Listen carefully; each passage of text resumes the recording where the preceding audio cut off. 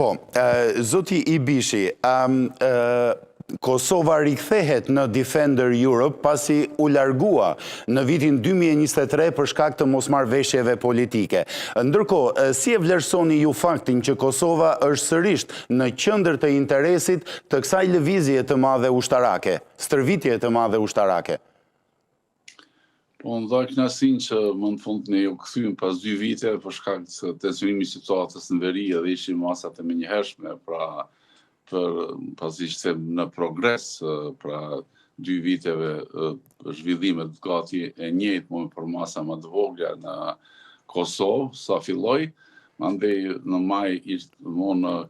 përfundim këtij muaji ndodhen ngjarjet në veri ku ekstremistët serb lënduan dikun mbi 90 ushtarak të KFOR-it, mandej gazetarë dhe policë të Kosovës dhe u ndërmur kjo masë.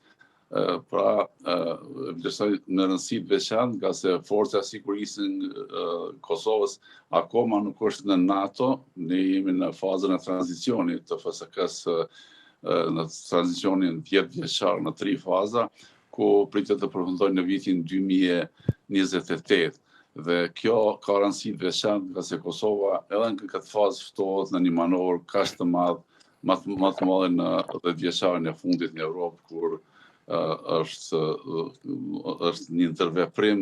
i forcave të NATO-s duke përgjegjë rreziqet e kërcënimeve jo vetëm në Europë.